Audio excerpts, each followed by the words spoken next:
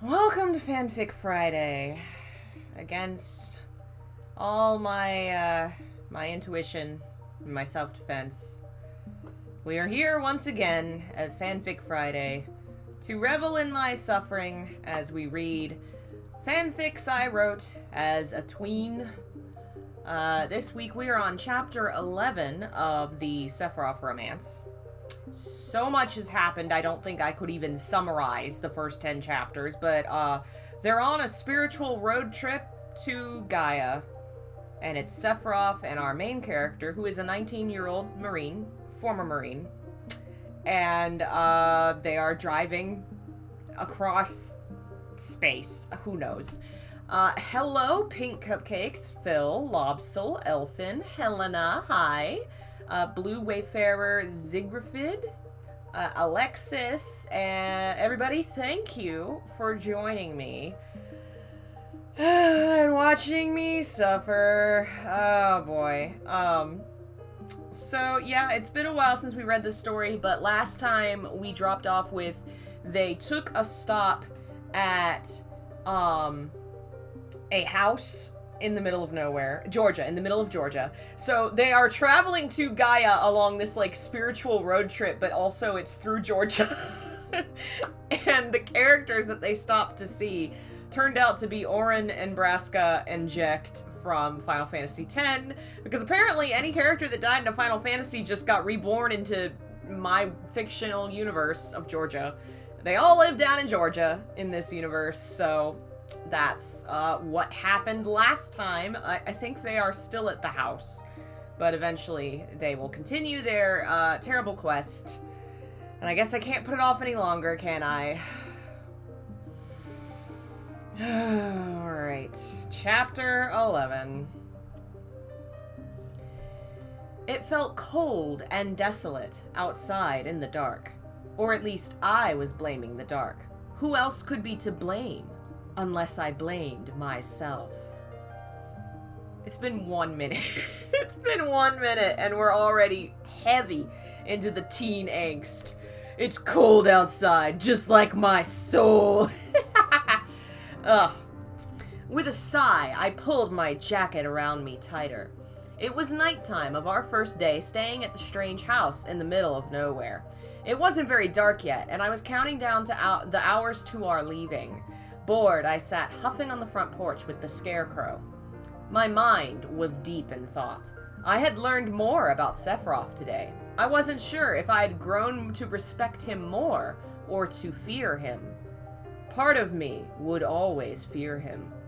This is good. That's a good idea. He's bad guy. He's the bad guy. Zack, Fair, and Sephiroth. Apparently, Zack was there when Sephiroth went insane and destroyed the town. Why didn't you tell me, Zack? I sighed, my eyes drooping. If Sephiroth had gone insane in another world, why wasn't he that way now? Was it because Jenova was gone? Or because he died? It didn't sound like a question I could walk up and ask him. Hey, Seph, how are you? Just wanted to know why you aren't a psychopathic megalomaniac anymore. Oh yeah, great conversation starter. Huffing, I pulled my legs to my chest. The screen door creaked open. I looked up to see someone I didn't recognize. Good evening, he smiled, sitting down beside me in the rocking chair. Undoubtedly, he was the third member of the household. Brian, I think it was. His hair was dark, almost blue, long and pulled into a ponytail. It contrasted his pale skin and soft eyes. Lithe, yet strong and tall. He was handsome, kind, and fatherly. Oh boy. Hello, Iced Blaze, Cygnus, Alexis, Silent Konami. Thank you for joining me in my suffering. You must be Samantha. I noticed Brian had trouble pronouncing my name as if it were foreign to him. You must be Samantha. You must be Samantha. Samantha. Ah. We shook hands. I guess the others were talking about me behind my back, I joked, smiling. Only the tallest one. Sephiroth, I believe. I blushed and bit my lip, biting down my comeback when I heard Sephiroth's name. What did he say? Was he upset about Zack? You seem to value his opinion, Brian smirked, leaning back on the chair. He had only kind, loving words to say. Whenever he spoke of you, it was with a faraway look. I doubt he even knew he was so distracted when thinking of you. God, kill me. Oh, I felt my insides turn warm. You live in a strange place. Changing the subject, I looked past Brian to the scarecrow. He followed my gaze and chuckled. It's nice, I suppose, Brian smiled. It's home. How about you? Where is your home? Laughing, I shrugged. The road is my home for now, I guess. And your friends? My heart almost stopped.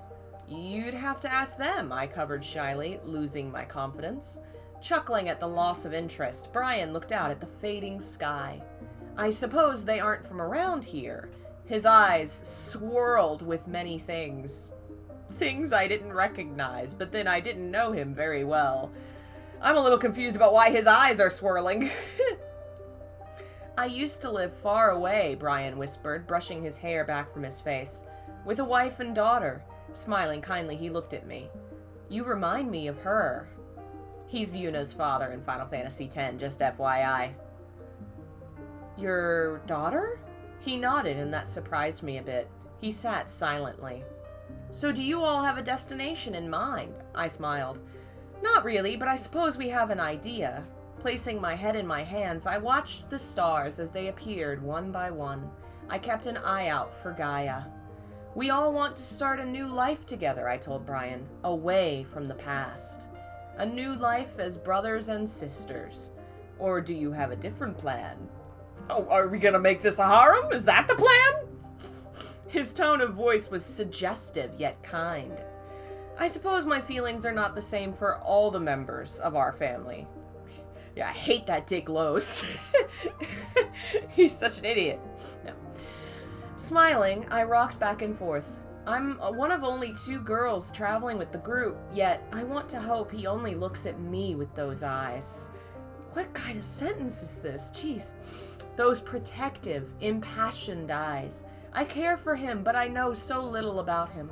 He's an enigma, the man in the black cape, and that only pulls me closer to him. You should tell him how you feel about his secrets. He may open up to you. Looking to Brian, I wondered about his own romance. What about you and your wife? What was she like? Sighing, Brian shook his head. She was an angel fallen from heaven to my arms. I had such a short time with her, but from that time I received my beautiful daughter. Shy and unsure of her own strength, you remind me of her. Yeah, that's like I suppose. That's the sentence I wrote. Yeah, that's like I suppose. I chuckled, shaking my head. Standing, Brian walked over to the railing, setting his elbows on it. The sun is setting. Will you all be leaving? Yes. I hadn't spoken. Spinning around, Sephiroth himself stood in the doorway. I hadn't seen him all day, and he had a bag in his hand. We're leaving? I pouted. Sephiroth looked down at me. I was shocked. For some reason, his eyes were dark. His emotions closed off from me.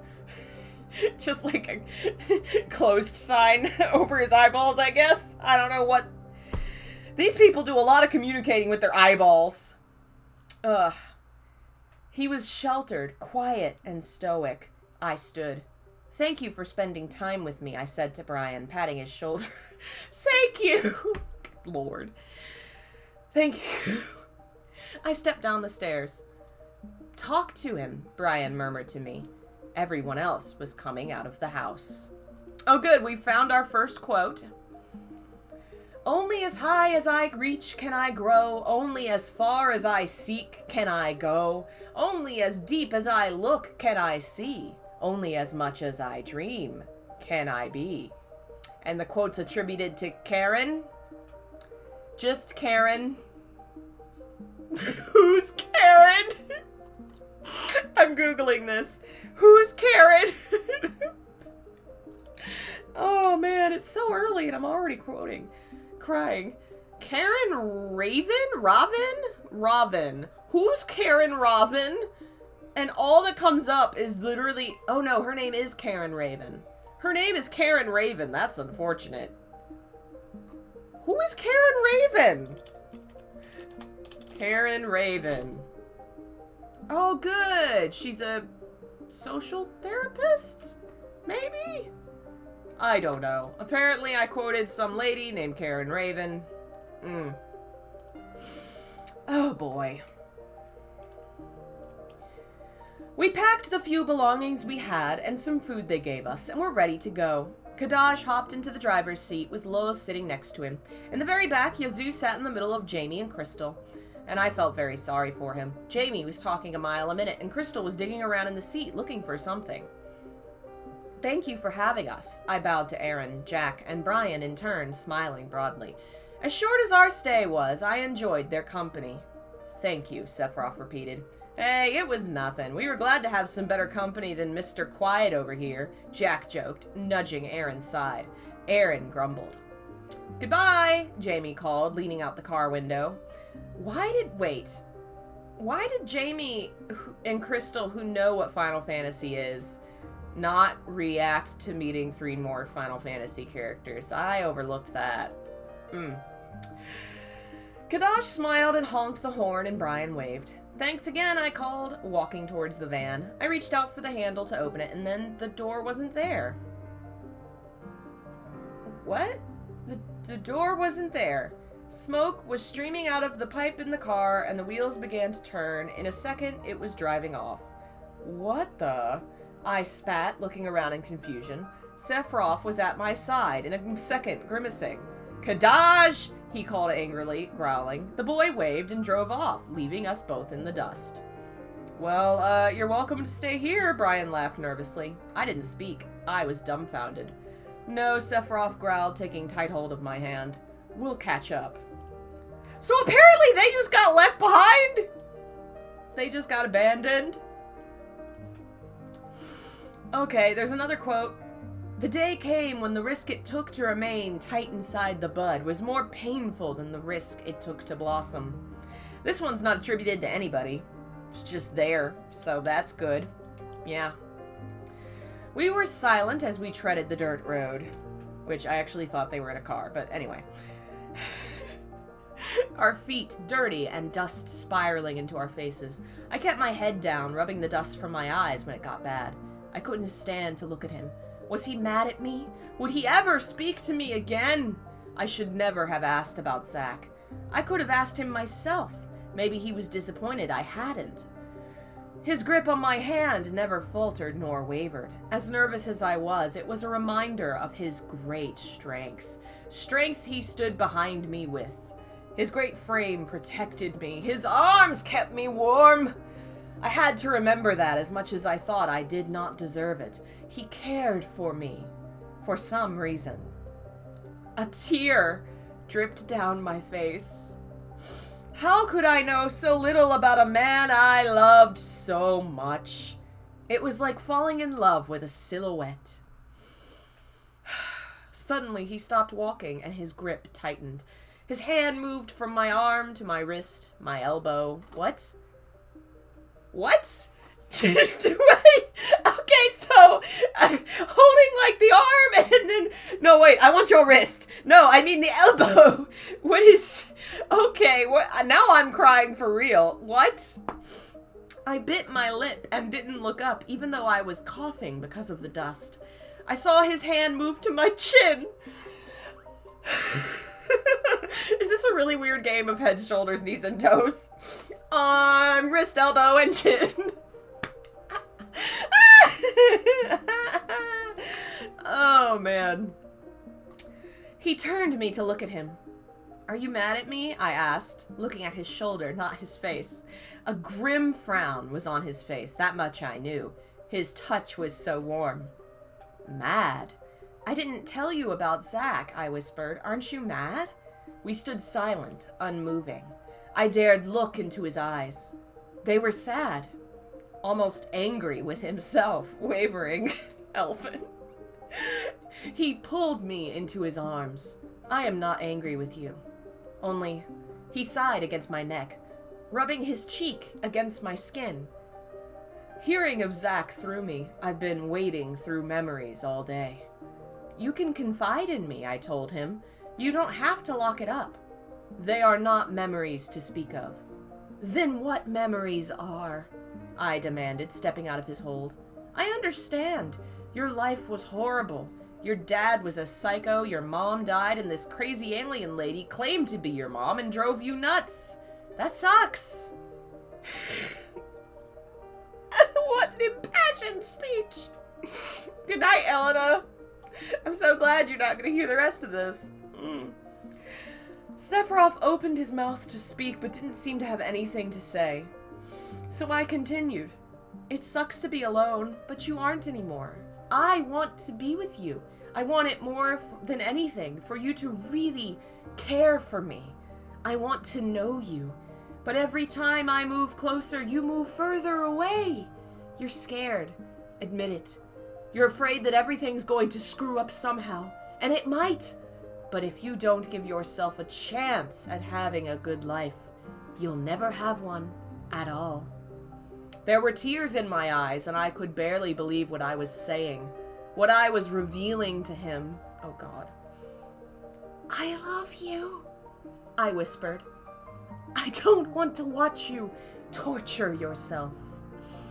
I turned away, biting my lip, hating what I'd said. Sephiroth probably wouldn't be happy having his flaws thrown in his face. Well, I hadn't thrown all of them. That would take a while. You know, all the murder and genocide and, maybe I knew him. Oh man, I've activated my sinuses. Maybe I knew him better than I gave myself credit for. I may not know his interests or his hobbies, but I knew his faults. His big head, his sleeping in, morning attitude, his arrogance, his smirk, his murdering. When I turned to look at him, to my surprise, his smirk was already planted firmly on his face. A single tear rolled down his cheek. He didn't wipe it away. You care too much, he sighed. Silver hair floating in his eye? Silver hair floating in his eye? He shook his head. Sephiroth stepped up to me, and I tried to back up, but he took hold of my wrist and pulled me to him. He smelled so nice, and his chest felt so good against mine. My knees almost buckled. I'm sorry, Sephiroth whispered weakly against my neck, rubbing his cheek against my skin. What is with the rubbing his cheeks? I don't always know what to say or how to tell you how I feel. My past is not something I enjoy, but I should know you better. I can trust you.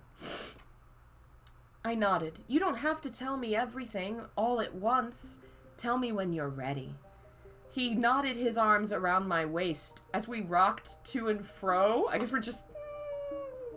Suddenly, he picked me up in his arms. Hey, I complained, trying to stand up. He adjusted me so I was facing his shoulder. Put me down! Laughing at my predicament, Sephiroth smirked. I don't want my angel to get dirty. Are they still standing at the side of a random highway in Georgia? Yes. They are still just walking down the highway in Georgia, apparently. Oh, my lord. Hello, Silent Pain. Welcome to hell. I don't want my angel to get dirty. I'm fine. We shared a laugh and moved on. Apparently, that was funny. Towards the horizon, and even though our friends had likely planned this to make us talk and left us in the dust, we didn't mind. We'd catch up eventually. I thought he'd put me down eventually, but then I forgot Sephiroth's strength, and we kept walking. In my drifting thoughts, I remembered a poem I'd read a while ago, and began reciting it quietly as I looked to the sky. So this is the scene. We're in a random highway in the middle of Georgia. Sephiroth and a 19-year-old former ex-Marine are walking hand in hand down the highway until he sweeps her into his arms and holds her as they walk down the highway, and then she begins to recite poetry.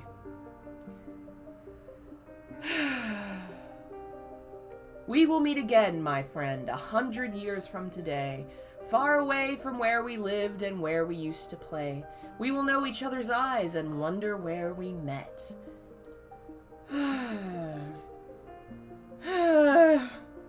Your laugh will sound familiar. Your heart I won't forget. We will meet, I'm sure of this. But let's not wait till then. Let's take a walk beneath the stars and share this world again.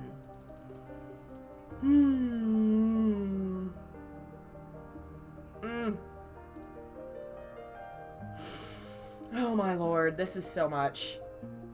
And that was Ron Atkinson, I think. I also didn't. I had to Google that. Beautiful, he told me, caressing the small of my back. He set me down. I see something on the horizon, Sephiroth smirked, looking down at me. I turned and looked over. It was a van, face down in a ditch. Kadaj looked back to see his brother and sister angrily coming towards them. I think we need to move faster, he spoke nervously as Lowe's attempted to get the van out of the ditch. It'll go faster if you help lift the van! So I guess apparently they can't drive. God, this is all so surreal, and we're not even finished with this chapter. It's only gonna get worse. Oh my god, there's so much. Once Sephiroth helped them get the van out of the ditch and he made sure Kadaj hadn't broken it, we all decided Kadaj was not allowed to drive anymore. And though we really couldn't punish Jamie and Crystal, we made Loz, Yazoo, and Kadaj push the van along the road since it wouldn't drive. Jamie and Crystal sat in the back, laughing to themselves, but I ignored them. As we slowly and steadily rolled down the road, I looked over to Sephiroth. So, what do you want to do when we get to Gaia? He smirked, looking out the front window. His legs were stretched out along the seat, and I was curled up between his feet. Resting his elbow on the window, he smirked. Well, I suppose I'll settle down. He smiled, looking at me, with suggestive eyes. I wouldn't mind settling down with you, oh Jesus, oh God, oh no, oh Christ. How so? I asked, backing away to the window slightly. Sephiroth sat up, pulling his legs in. How so? Sephiroth's voice was deep, husky. Crawling over to me, he pressed his chest against me as I pulled up my knees. Either of his arms were on either side of me. Looking up at me through silver hair, I shivered. A man usually settles down once he marries the one he loves. They're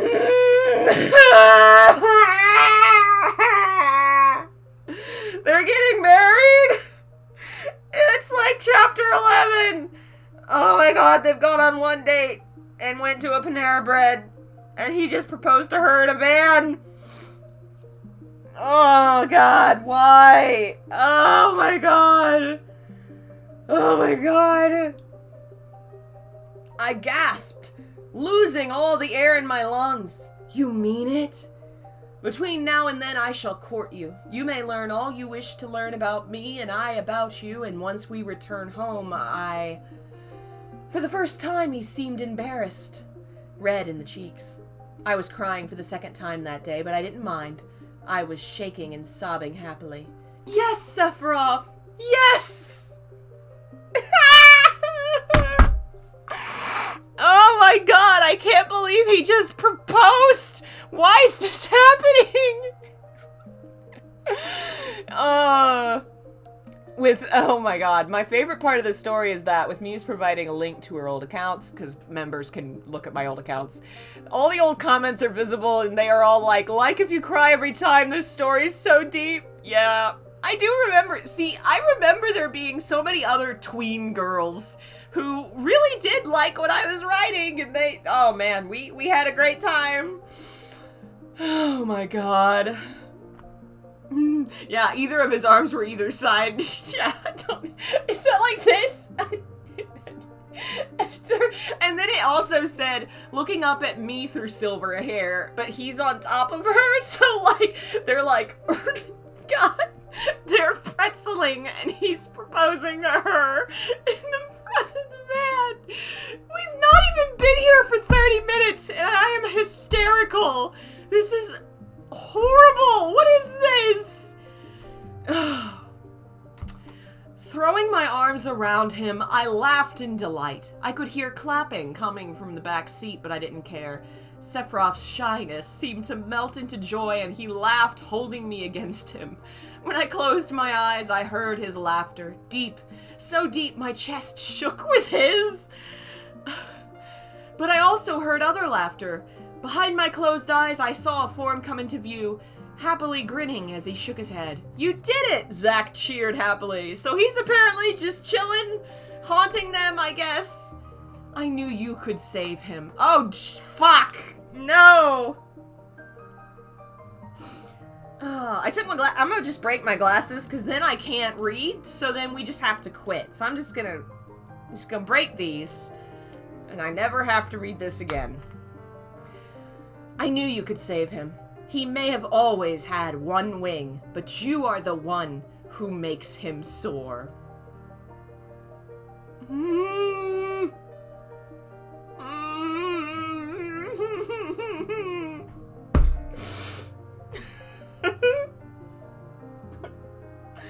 That's chapter 11. So much happened. So much.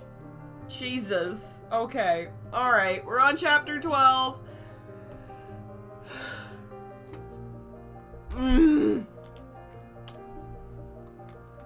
It was a long dirt road with clouds of dust floating along it. A small form was walking through it, a little chime of a bell heard in the wind. It was a cat. Around its neck, a bell bounced. As it mewed and continued sauntering down the dirt road, the white cat faded away into the dust clouds. Another quote. If you board the wrong train, it is no use running along the corridor in the other direction. Dietrich Bonhoeffer. Again, no idea what that has to do with anything in this story, but there you go.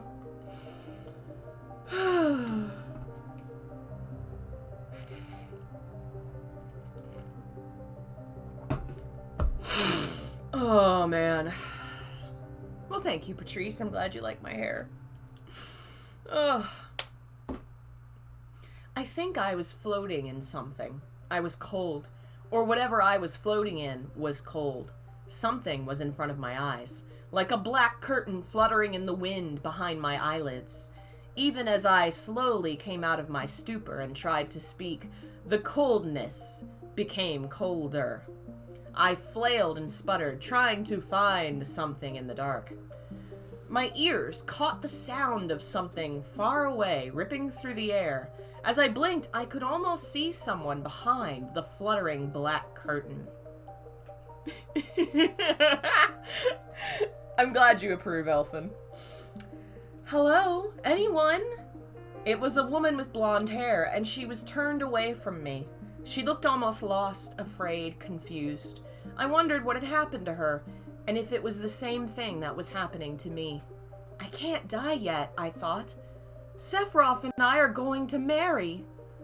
Twisting and turning, trapped in the thin black sheet, I reached out, tried to make sense of what the woman was saying. Where are you? Cloud? With a strange gasp, I woke up, snapping up off the floor. I was not actually awake. My dream was over. I was sitting on the edge of the cliff with Zack. He looked like he was deep in thought when I appeared. Rubbing my eyes, I yawned, and that alerted him to my appearance. Jesus Christ, God, oh no. Sam! I was immediately and profusely glumped.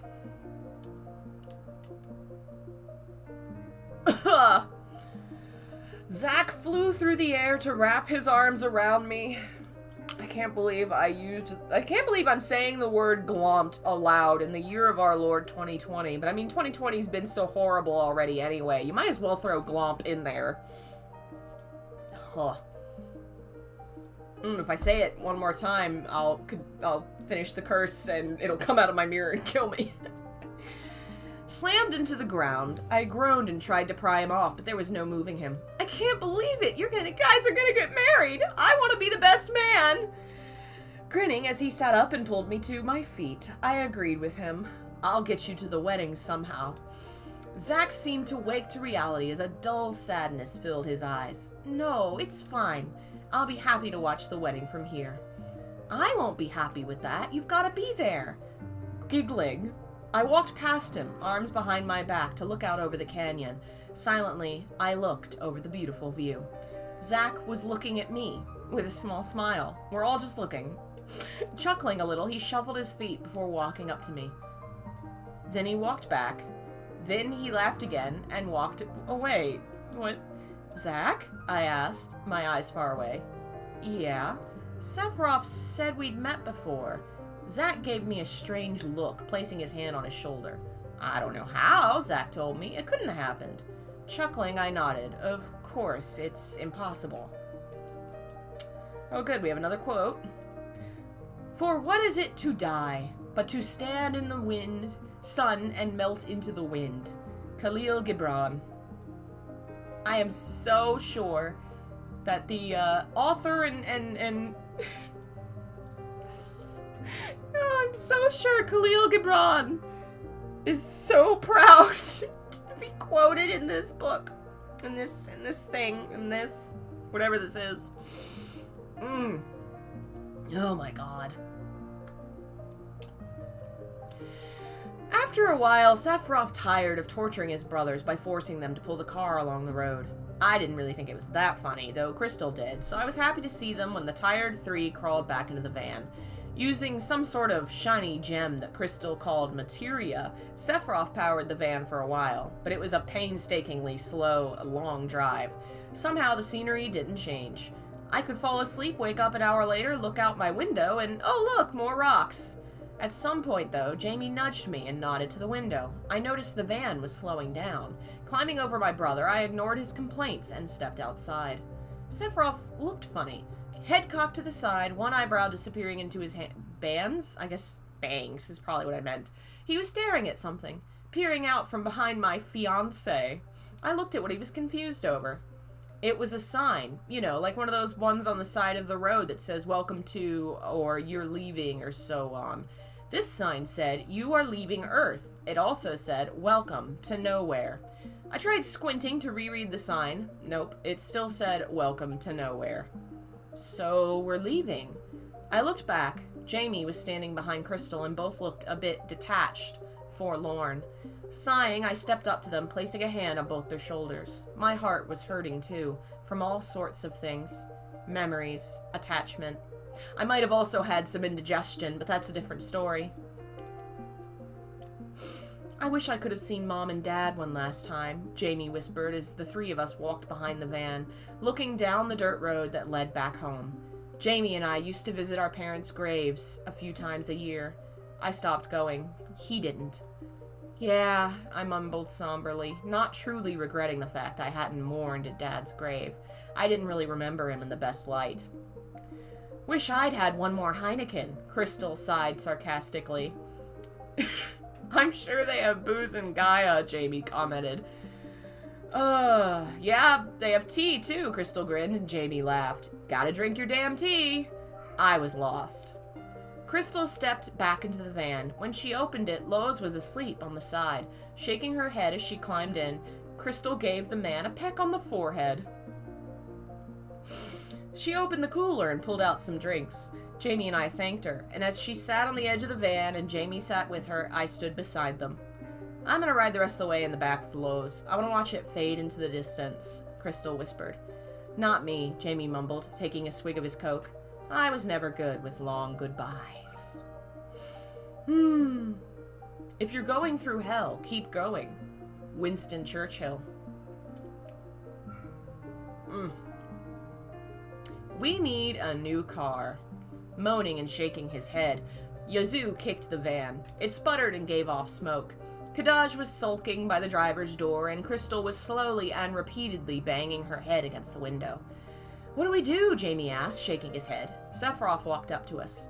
We ought to find what we're looking for, long as we're sure of what we want. Smirking, Sephiroth stalked towards the back of the van, motioning for his brothers to follow. I don't get it, Crystal muttered. He means this is a spiritual place. If we look for something, it ought to deliver it to us. I tried to explain as we stepped back into the car. Jamie was already sitting down. Try speaking with smaller words. Maybe she'll understand it better, Jamie laughed. Crystal smacked him and sat down beside him, placing her legs in his lap. The van began to move. Sephiroth was running out of material, so the boys were back behind the van, this time with Sephiroth's help. I hope we find a garage or something soon, I whispered. I wanted to talk to Sephiroth again.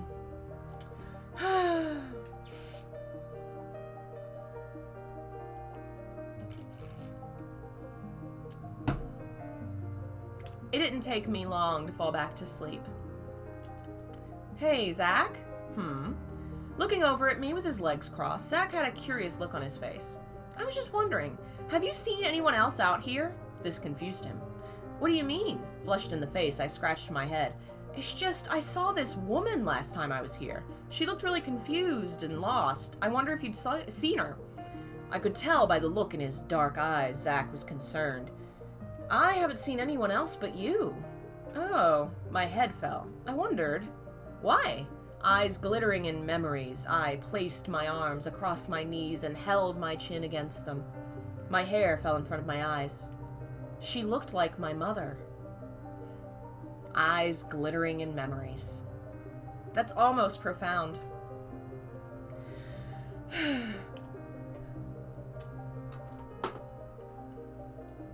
Eventually, they were all too tired to push. So they got back in, smelling the place up with sweat, and Sephiroth used, what did he call it? His mana to keep the van going. I couldn't talk to him. His eyes were closed like he was sleeping, but you could tell by the concentrated look on his face he wasn't. Lois was back in the back with Crystal, and Jamie and I were sitting beside each other playing. Go fish. Reaching into the pile, I huffed and blew the hair out of my face. Jamie grinned, bouncing in his seat. Twos? I asked Kadaj. His hand was so crowded I would be surprised if he didn't have anything. I didn't get to find out, though. Hey, guys? Yazoo leaned from the front seat. We found something. He was smiling. Yazoo was sweat-covered, exhausted, but happy, nonetheless. It was a few big buildings, clumped together. Our dilapidated, beaten van slid to a halt, dust whirling through the air. When it stopped, a hubcap fell off. I was surprised when the engine didn't burst into flames. Jamie and I leapt out, followed by an eager Kadaj. Yawning, Crystal came out of the back of the van, picked up her flip-flop that had fallen out, turned and smacked it against Lois's face. Wake up call, come on! The man groaned and threw the shoe back, but Crystal just caught it. The largest building was an enormous garage, and beside it was a small door connected to a larger house. A separate garage was to the side, and in the middle was a carport. Above the garage read a large, bright blue sign that said, The Sea Salt Mechanics. I had thought it was a weird name, but I wouldn't know weird until I met this house's inhabitants.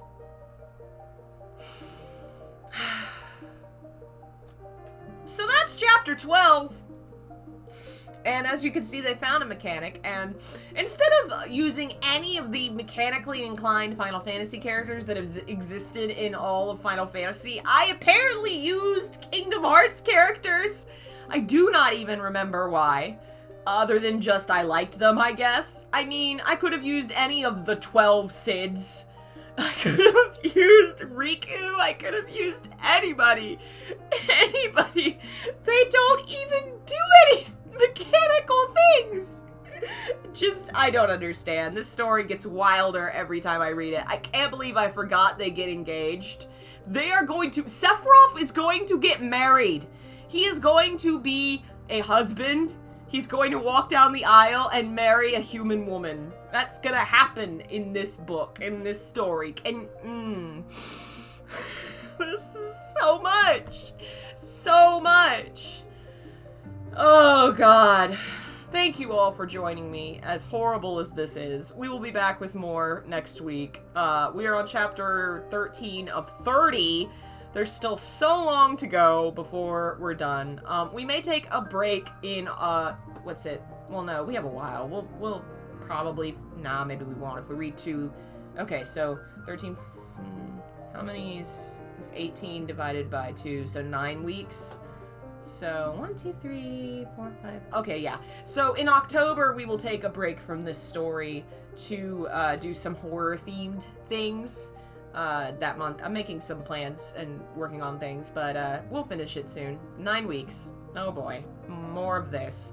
If you like what I do and you want to support it, God knows why you would, but you can become a member on Patreon and YouTube for as little as 99 cents a month, where you can get access to all kinds of things, including links to all of these fanfictions, the original documents, the original accounts, all of them. All members get access to that.